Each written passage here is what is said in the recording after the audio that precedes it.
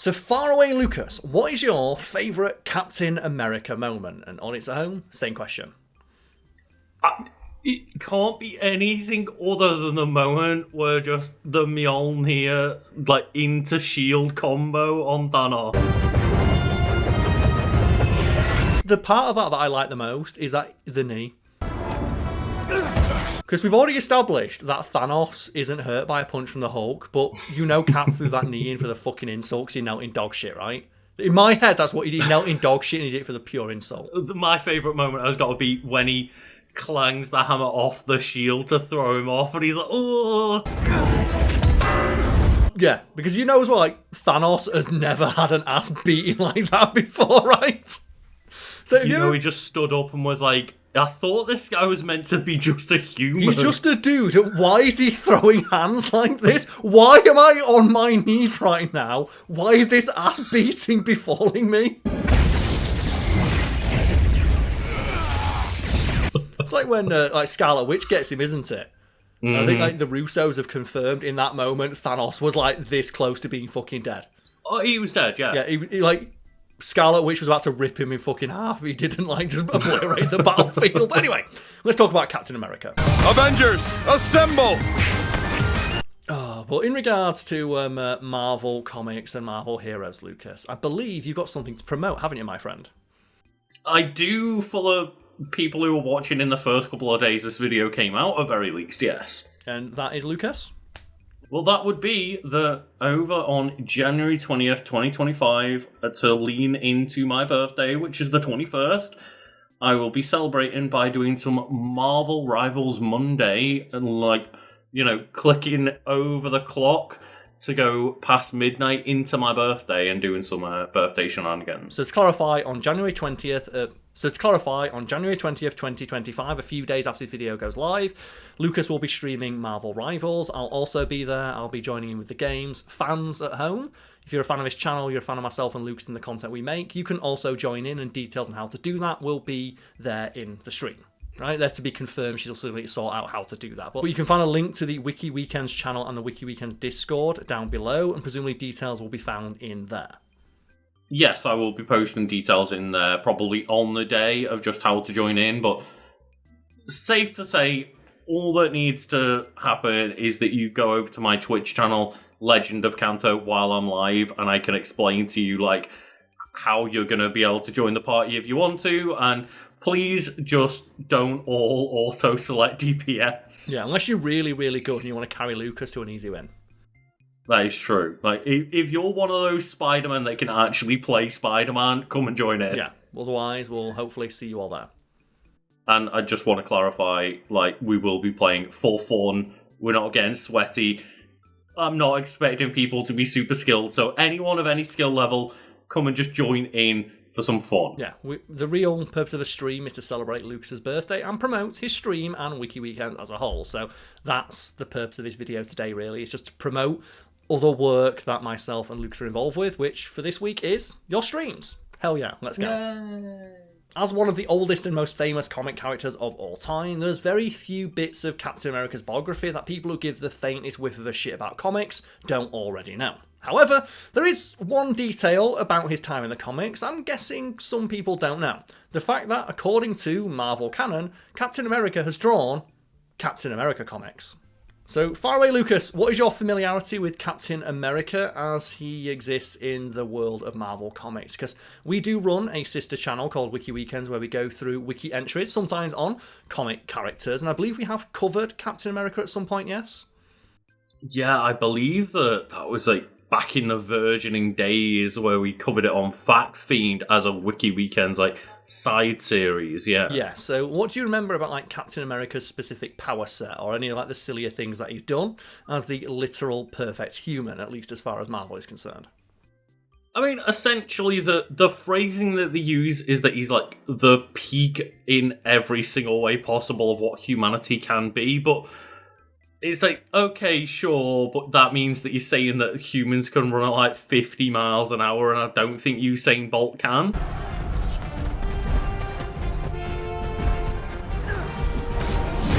And the way I've heard it described is that Captain America is as close to superhuman as you can get without technically being superhuman. So in every single regard, he is as good as a human being can possibly be.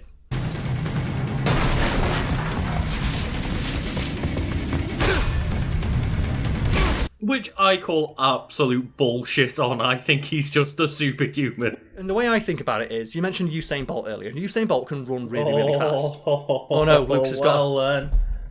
There's a sausage invasion. Oh god, no. Don't say sausage invasion without clarifying what you mean by sausage dog invasion. has invaded the recording session. Okay, so Lucas owns 2 sausage dogs, and one of them has just walked into his recording booth. So here's a picture of Lucas's sausage, I guess. And in regards to his power set, I don't think it's that bullshit. It's just that you need to combine all the feats of various people who've lived into one person. Like, for example, the fastest person, Usain Bolt. If you combine as fast as Usain Bolt can run with a champion marathon runner, that's what Cap can do, right? He can run as fast as Usain Bolt can at his maximum speed for as long as a champion marathon runner can. Right? Likewise, he is as strong as the world's strongest man, but also as flexible and athletic as a world-class gymnast. Final justice! Here comes! Fall in! Good level maximum! Ready for any fight. Marvel have apparently said, MCU-wise at least, that Cap runs around 26 miles an hour sustainably, which is about the speed that Usain Bolt can run. But Sprints, yeah.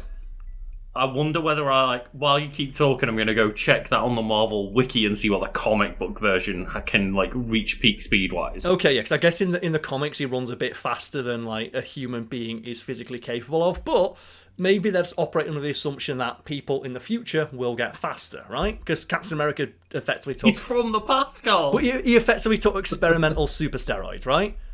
If you gave Usain Bolt mega steroids and asked him to run as fast as he fucking could and then set a fucking panther on him, how fast could he run? And then let's combine that and say that he can run at that speed for as long as a marathon runner can keep up their pace.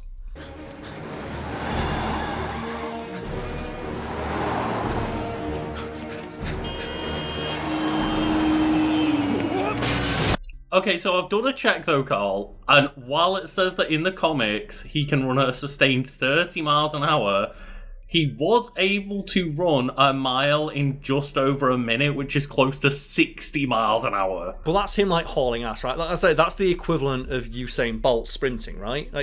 His jogging speed Bolt can't run 60 miles an hour. No, but if you compare how fast Usain Bolt sprinting is to a marathon runner's pace, right? Just Captain America can run a marathon at the pace of the fastest sprinting speed for a person. That's how I see it. I don't think that peak humans can ever reach 60 mph. Well, that's it. It's not the peak. He's all peak humanity combined into one, right? That's how I see it.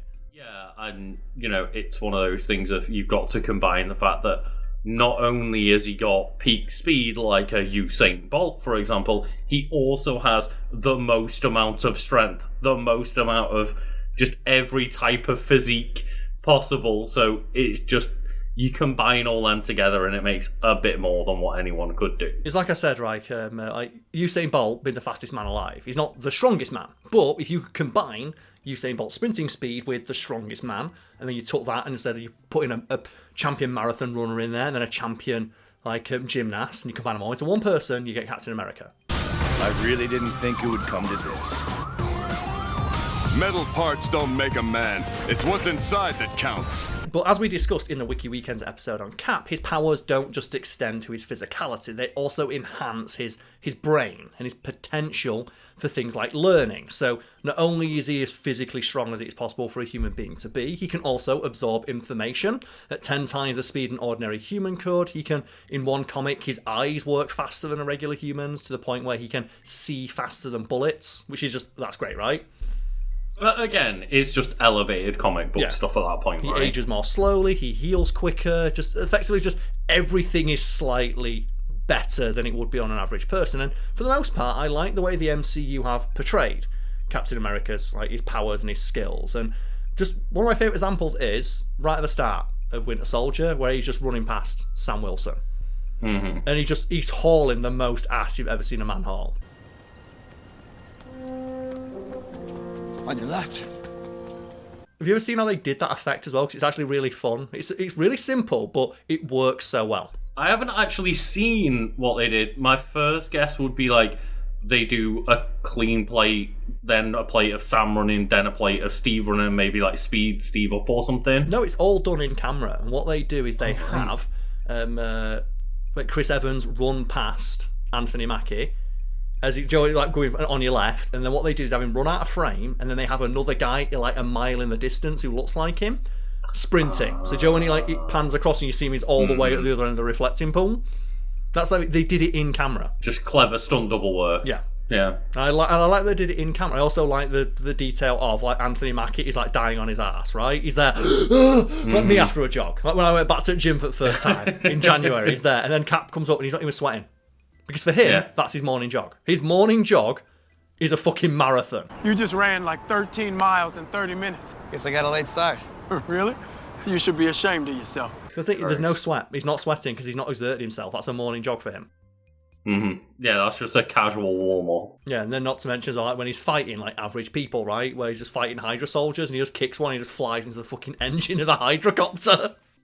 I mean, the kicks might have to be like one of my favourite things in The Winter Soldier. Is just you talk about the opening of that movie when he's just on the boat and takes out those first few soldiers that are on the deck, and he just kicks one just 30 foot across the boat, and it's like, oh, this is what Captain America would be like. I'm pretty sure they've edited that out, because every time I look for that clip, it's harder and harder to find, because that makes Captain America like a fucking psychopath, because that dude who he kicks, who flies spine first into the side of a boat, and then falls off the edge into the water, he's fucking dead. He's so dead. He's the most dead anyone's ever been in one of those movies, right? I say, he's got less chance than the guy who falls into the fucking helicopter thing, the rotor blades, right?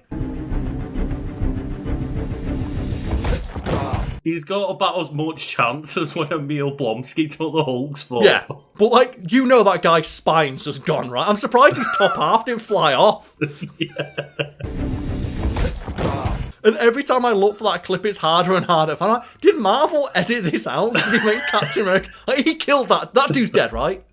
There's no way he survived. But, like, they're just faceless Hydra goons, so you don't care, right? You don't care, but at the same time, when you have Cap later in the series talking about how, like... Do you know, like Vision? A fucking robot. They're talking about this robot, and it's like, one life shouldn't stand in the way of billions. And Cap's like, well, it should. What about that one Hydra dude? I will correct myself. They're not actually Hydra, if I remember right. I think they're like French terrorists. They're just goons, right? But it's like, you can say, oh, they're a terrorist. But this is Captain America, her man, who specifically fights with a defensive weapon because he doesn't believe that he should wield lethal force. Like, Cap, very specifically, opts not to fight with a gun.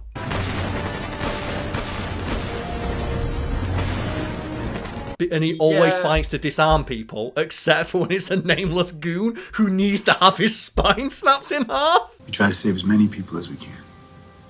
Sometimes it doesn't mean everybody. The strength that Cap has and the weight of that shield, and I know it's like vibranium and absorbing impact and blah, blah, blah. That flying disc is cutting people in half. It is, yeah. But like, and someone's probably going to say, well, that guy had a gun, right? But this is Captain America, and it's clearly established that he has the ability to disarm armed men on his own, even when he's outnumbered. Like, that's the whole point of the elevator fight scene, right? Of like, you have 5 dudes walking, like 15 dudes, I think. It's close to that, right? Yeah. And he beats them all, and he doesn't kill anyone. And he even gives them a chance. He even says, like, does anyone want to get off before I kick all your fucking asses? But apparently, random dude on boat who doesn't see him coming, no spine for you. Before we get started, does anyone want to get out? You have to question as well. Are those guys on the deck like part of the actual terrorist plan, or are they just hired goons, right? I think they're just hired goons. Also, as well, like, Captain America could have just punched him in the face and knocked him out, right? He didn't need to kick him into the water. No, he did, Karl. He did. It looks cool, but the more you think about it, the more it's like, yeah, he did just kill that dude. And Captain America wasn't, like, doing it to defend himself, because he was, like, he hit him when he wasn't looking. お前はもう死んでいる。何? That was a stealth attack. It was a stealth with a attack. I bonus guess right there. he did double damage, right? Fuck it. Yeah, it did. And I know someone out there's going to be like, yeah, but he was a terrorist. But it's the same that Captain America specifically opts to fight with a shield because he doesn't want to kill people. Like, he has so many speeches throughout the MCU about how life is precious and you should do everything you can to safeguard it, and that a single artificial robot life should not stand in the way of universal erasure. No. That's how much he cares about life. I think what it is, Karl, is that he doesn't like the weapon getting the kills. He prefers to do it with his bare hands. It's like later it's like the bit, is it in Civil War? Where, like, Bucky is just, like, hitting dudes with his robot arm, and Cap's like, come on, dude. Buck, stop! You're gonna kill someone. He's like, don't stop killing people, please. Again, that makes no sense, where earlier in, like, the series, Captain America did exactly that to the random Hydra dude. Yeah, it's wild, right? So you can say, oh, but Cap doesn't want him to kill someone. It's like, well, is Bucky punching someone with, like, the battering ram any different to Captain... If I say Bucky punching someone with his robot arm and the battering ram is the equivalent of Captain America kicking them? That dude's got a hole in his chest. Yeah, but at least that guy, he's only falling down 4 flights of stairs. With a hole in his chest. Yeah, but he's probably got more chance of surviving than the dude Cap. At least there's people around to help him, right? There's probably an ambulance out. So, we've harped on this long enough. Let's move back to Captain America drawing his own comics, because a power he had long before he was able to bench half a fucking ton is the ability to draw.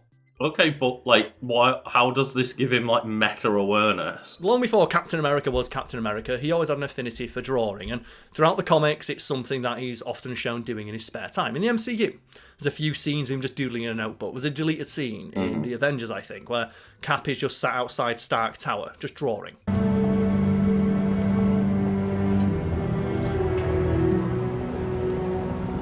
It's a nice little character moment. It's a shame they got rid of it because, yeah, it's a Stan Lee cameo, I think, where, like, some girl tries flirting with Captain America and Stan Lee's like, hey, bro, get laid. Ask for her number, you moron. Did Stanley get a cameo in Avengers? I think that's the cameo he had and it was cut. It's Cap just drawing in a cafe, and it's a great little moment. I meant in, like, theatrical release. Yeah, I was trying to think, like, did he ever actually get one? I don't think he does in that now. And like I said, his cameo was cut, and it's a great little moment of world building because while they're all sat outside the restaurant, like, the waitress asks Captain America, "Oh, you're waiting to see Iron Man?" Because apparently it's just a hobby of people in New York to hang around outside Stark Tower, hoping to catch a view of Iron Man flying home.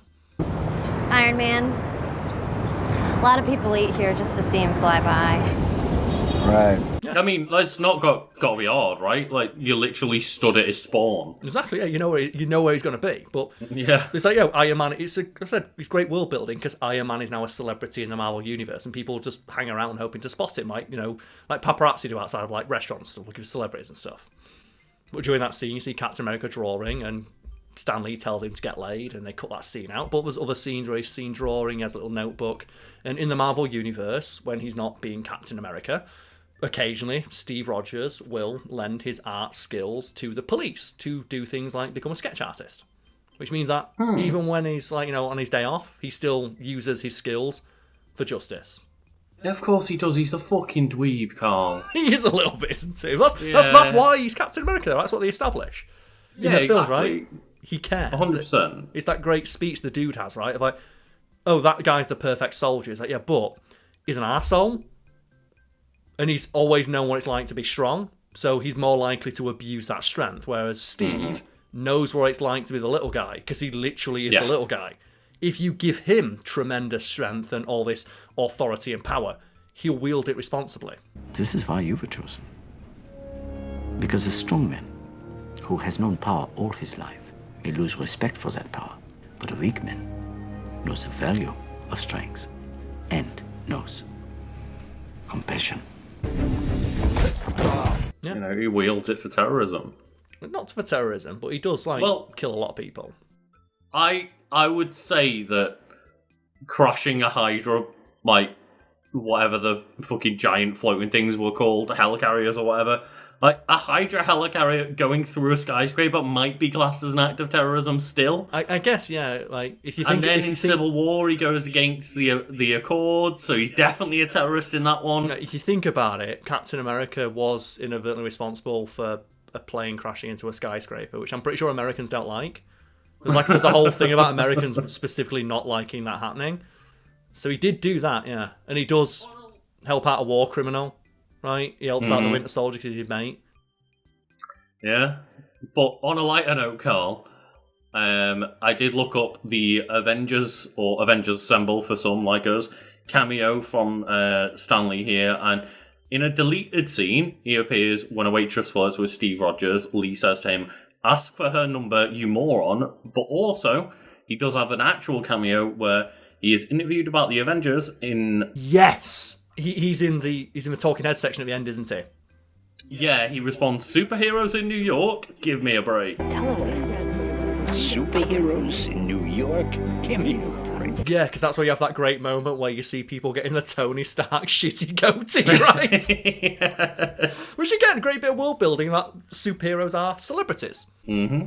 But yeah, it's Captain America is it's a weird character to watch the story of throughout the MCU because they kind of shift what they want him to represent. Like I said, in some cases where he's all about safeguarding human life at all costs, regardless of like allegiance or creed. And then other times he's like, well no, he's my friend.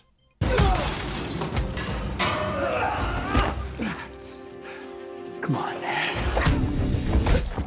And I always think of the moment in Civil War where I don't think the creators realised how much you are going to be on Tony's side, where, like, Cap's like, look, he wasn't in control of himself, and Iron Man responds, he killed my mum.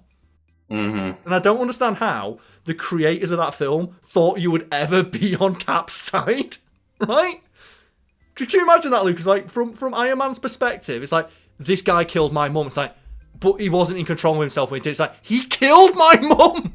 At the same time, though, because of the way that they do it well in Civil War, you're kind of on both of their sides. Where it's like, I get what you're saying, Tony, but at the same time, like, when Hawkeye got mind controlled by Loki, did we ever go at Hawkeye for killing people? But he didn't kill someone's mum, right? He probably did. He probably did, but that person isn't in the movie.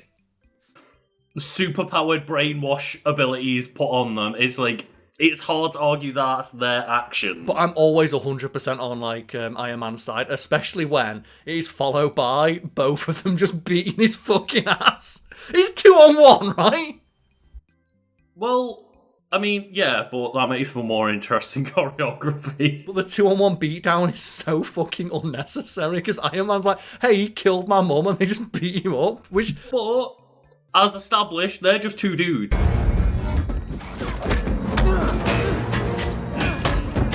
But I do like the way it often gets framed in shitposts of that is two super soldiers beating up an orphan.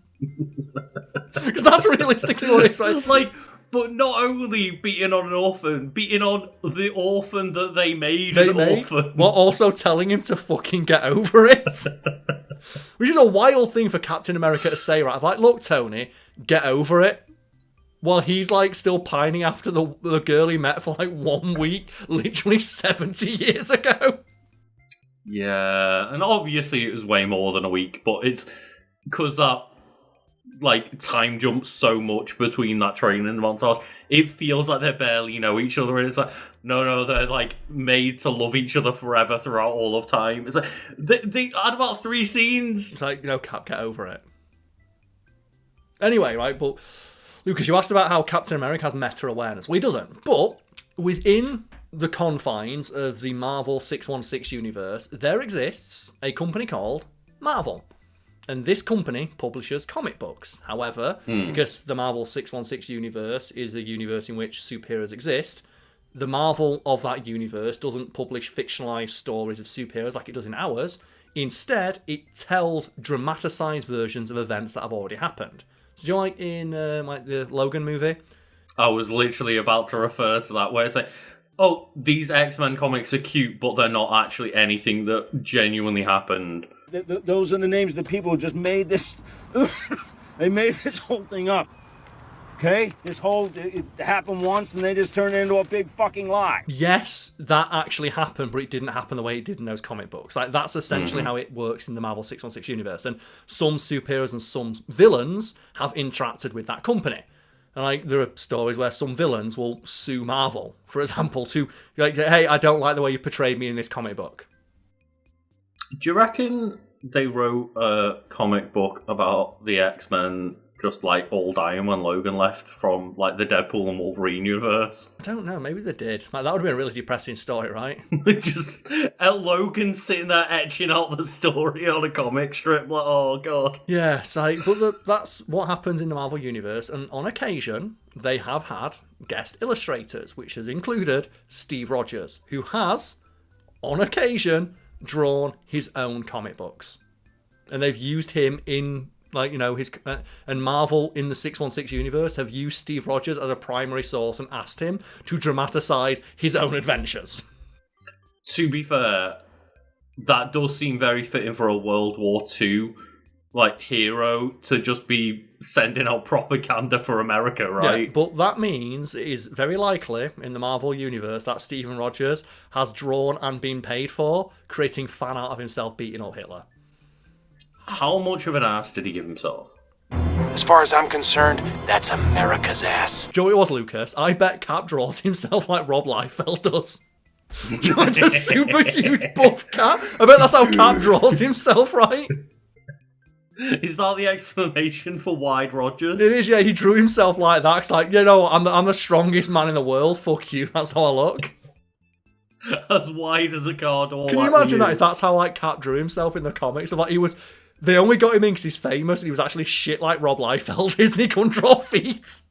I was about to say, I wonder if they made a joke about the fact that, like, Steve Rogers couldn't draw feet. Well, they did it in the Deadpool movie, didn't they? Like, right at the end of the film, before, like, the big climactic fight where him and Wolverine beat all the other Deadpools up. Spoilers for everyone's watched that fucking movie if you're watching this.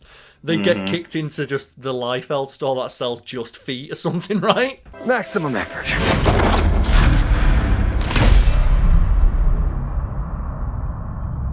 It's like Liefeld's Just Shoes or something like that, yeah. So I guess to end on, Lucas, do you have any, like, favourites, like, Captain America moments that aren't the one you mentioned right at the start?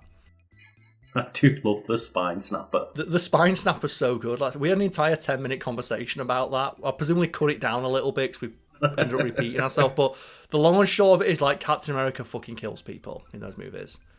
And I find it so hilarious that they try to portray him as this, like, absolute paragon of moral virtue when you can just smash cut to any number of times where he's fucking killed someone. And I do really enjoy just the little moment in Civil War in the airport fight where it's Spider-Man versus Captain America, and you get to see what a Spider-Man who's got no clue what he's doing, like rookie-level Spider-Man, is keeping up with Captain America, and he's like, holy shit, you're pretty good, kid. Yeah, you're pretty good, but you're not as well trained as me, like the literal greatest soldier who's ever lived. Yeah, exactly. I think they do a nice balance of, beforehand they get to show that Spider-Man, strength-wise, is just laughing at the Winter Soldier. Of, oh, hey, you're pretty strong. But then against someone who is as well-equipped and experienced as Captain America, like, he's still got the edge, he's still got the skill over him for now. And I love the aspect as well that, again, I think they do a really good job of how chatty Spider-Man is in that scene of, like, but just the immediate jump of, like, the two New Yorkers being like, oh, what part of New York are you from? That's the thing, Captain America, you very quickly realise that Spider-Man doesn't have any training, so that's why he ultimately comes out on top, despite Spider-Man on paper being stronger. And in regards to, like, another moment that I quite like, it's the fight in Infinity War. And this has never been confirmed, but it's my personal headcanon. That, do you know where, like, Thanos is just backhanding all of, like, the Avengers to go get Vision? And then for one moment, just Captain America just holds him back, despite just being a dude.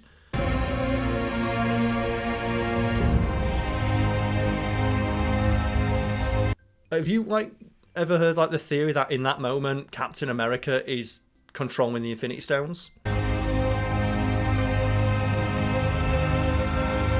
So the theory is that throughout the movies, they establish that hey, these Infinity Stones are really powerful, and you either need to be extraordinarily powerful yourself to wield them, or possess a tremendously strong will. It's like Thanos talks about how, like, you know, the harshest decisions require the strongest wills, right? And everyone who tries to use an Infinity Stone without knowing exactly what it is they want in that moment are either unable to do so or get hurt or damaged by the stones.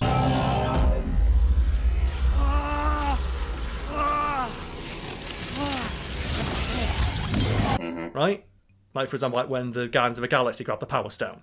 It's only when they all join hands, so join their strength, but also have a unified goal of stopping the destruction that the stone bends to their will.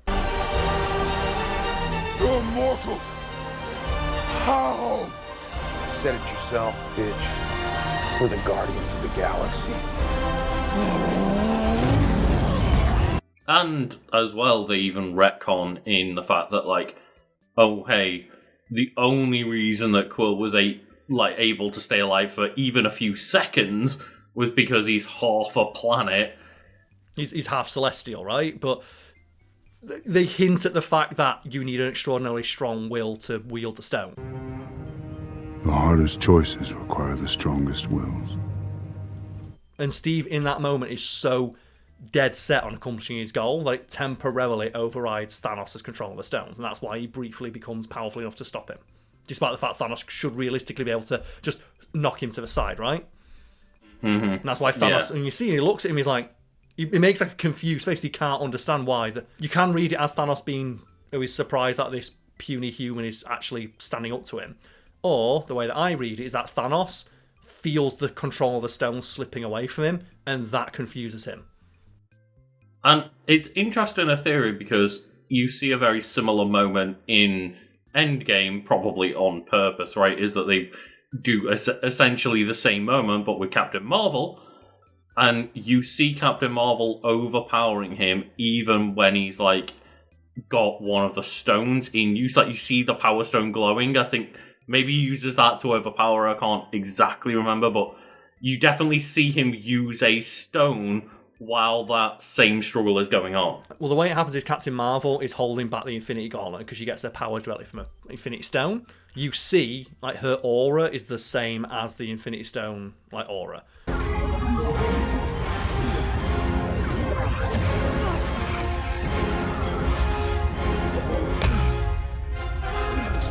And the only way Thanos is able to stop her, and again, this kind of, like, lends credence to that theory I mentioned, where Thanos is able to stop her because he directly pulls out the Power Stone and just punches Captain Marvel as hard as he fucking can in the face.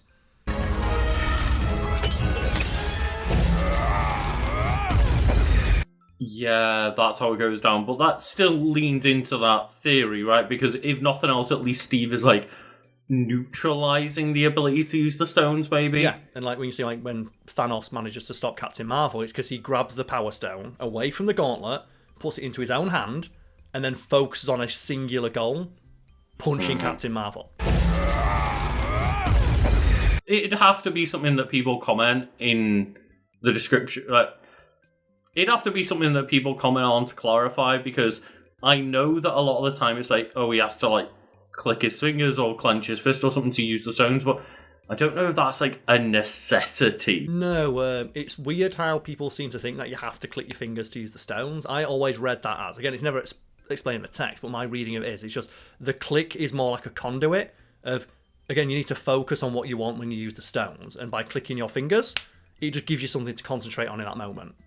Of like you need to will something to happen. It's like, okay, when I click my fingers, this will happen. And by clicking your fingers, it just gives you a way to focus on that goal. The click is definitely a very specific thing where, again, yeah, you're just focusing on a specific moment, but I think, if I remember right, it might be that, like, he needs to close his fist, and that's why, like, it's Steve keeping his hand open that's stopping him using the stones. I can't fully remember. It's been a couple of years since I, like, watched it and paid attention to that. There seems to be something about that, because that's what Strange does with his cloak, right? He tells his cloak, don't let Thanos close his fist. And again, that might be because you need to close your fist to use them, or that when you clench your fist, it's like it's him making a gesture, and that gesture has some sort of symbolism to it. Like, you know, the same way someone would, like, you know, bang their fist on a table when they're angry, right? like make a fist and punch someone. He's making Thanos' way of kind of like focusing on that way to use the stones. Is it a gesture made with intent, and that's what the stones are reading, or do you physically need to close your fist to do it? Because realistically, you don't, right? Because you see like Vision. Vision doesn't need to close his hands to use the stone, right? Yeah, it's definitely something that people can clarify in the comments if they remember better than we do. Well, I don't think it's ever directly clarified, because it's just open to interpretation, right? Like the way the stones work are very clearly it's this cosmic force that we don't entirely understand. Well, that's why I'm asking, because if there is a moment we are forgetting about that does clarify that, people can let us know. I've always read it as like you don't need to actually do anything specific when using the stones, but because it's being wielded by mortals who have just a very linear way of thinking, right? It's some of the Ultron comments on, isn't it, in regards to vibranium? Like, you had the most versatile metal on Earth, you made a fucking frisbee with it. And then you just, absolutely just screen wipe to Wakanda. It's like, no, we didn't. We thought of many, many ways to use this thing. Or even just the fact that the stone's very powerful, and you need to have a conduit to use it, right? That's why I like the Infinity Gauntlet needs to be made special dwarven metal that can, just handle the power itself. Yeah, and often why, people don't tend to use them as, stones in the hands. They use them in scepters or hammers or other devices so that they can kind of use them from distance. Same with, the Tesseract, right? It's a stone, within something else so that it's, a containment unit. Yeah, it's the same thing of, energy, right? It's the difference between, a lightning bolt and a battery. Essentially, it's energy, but one of them allows you to focus and direct that energy for a specific use. Whereas, just grasping a power stone in your hand quickly makes Peter Quill just, nearly fucking evaporate. And I said my reading of that is that the only way you could do that without instantly, being evaporated or killed is that you need to know exactly what it is that you are doing. Because Thanos keeps talking about how you need a strong sense of will to do it. Like we talked about when he destroys the stones, right? That they serve nothing but temptation after I use them. And I'm sure there's depictions of the Celestials using them. I'm sure they probably could just use them because of how powerful they are. They don't necessarily need as much will, but when it's someone like Ronan the Accuser, it's okay, he's a bit of a jobber in that movie, but he's still got a strong sense of will. That's one thing he has got. But but then as well, the versatility of stones is kind of not showcased because it's been wielded by people who don't see the full extent of it, and only Thanos really seemingly understands how powerful they are. Like the fight on Titan, right? Where he's using the stones in multiple different ways, and he beats up effectively the Avengers 2.0 on his own, just by using them in interesting ways.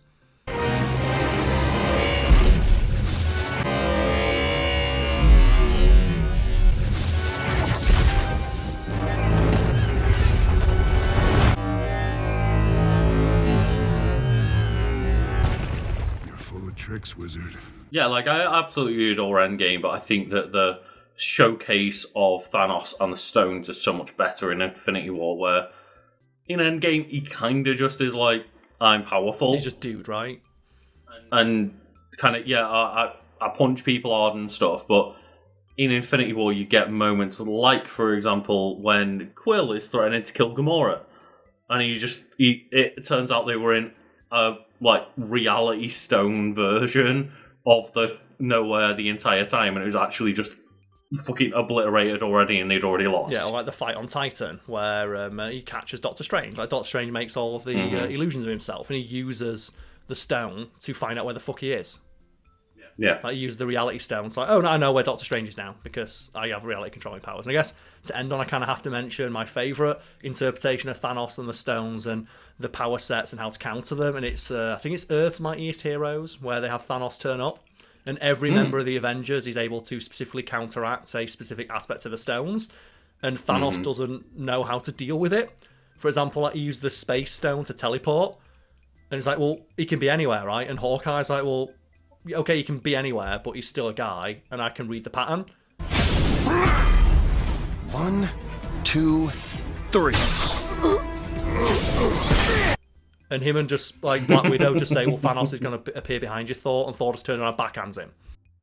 Yeah, because they're good at reading people, right? They're good at reading tactics. He goes, time stone time. And he used the time stone to make them all turn old. And he used it on Thor, and Thor's like, you fucking idiot. Asgardians only get stronger with age, and he like makes Thor 1,000,000 years older. He's like, you just made me 1,000,000 times stronger, you idiot. Feel the centuries overwhelm you. Overwhelm?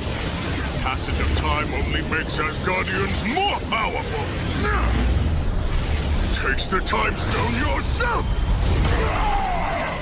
Yeah, it's the kind of that version of in the MCU version where they have it in Avengers, right? Where Thor just shoots Iron Man with like the bolt of lightning. He's like, you fucking moron, you just powered me up. Like 300% power. Okay, let's do something with this. But let's go. And then they obviously utilize that later as like a team combo ability. Yeah, they're Marvel Rivals team combo. But yeah, I love just that moment specifically because it's the voice actor for Thor, who is the voice actor for Thor in Marvel Rivals. And I think for me, that's just Thor. Just the specific line of like, you fool, Asgardians only grow stronger with age. And it's like, you just made him so much stronger, Thanos, you fucking idiot. Rage, fury, give in to them. If you insist, but you're not gonna like it, because the angrier Hulk gets, the stronger I get. Oh god, is it the voice actor from Ultimate Marvel vs. Capcom 3? He's the dude who's been doing it the entire time. Thor for me. Because I just look like Chris Hemsworth Thor is fine, but there's just something about that guy who does the Thor voice where it's like Mighty Avenger. I just love that. There's so Mighty Thunder. Oh my god, yeah. It's incredible to me that even something as small as the battle cries, which in Ultimate Marvel vs. Capcom 3 are not a small element, I will admit. But the fact that those battle cries are the ones that everyone still remembers and uses over Infinite, which came later. Yeah, like they are the most iconic ones, like just Mighty Thunder or like Mighty Punish, which I think is the coolest thing Thor's ever done in anything, where he throws Mjolnir up in the air with the person attached to it and it just lands on the fucking ground. Feel heaven's wrath! Mighty Punish!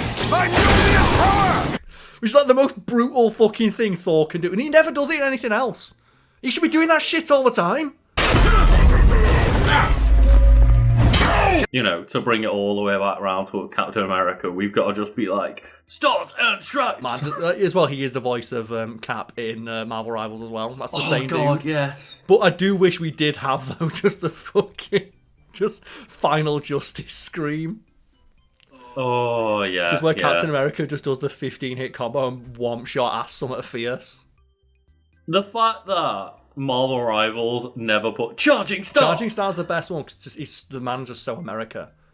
I've never seen anyone who's more America. Like, the joke we always make is that when Captain America does his super moves in like Marvel vs. Capcom, it's red, white, and blue. All the time. Like, he blurs into a streak of speed that is red, white, and blue. Because that man is America to the fucking core.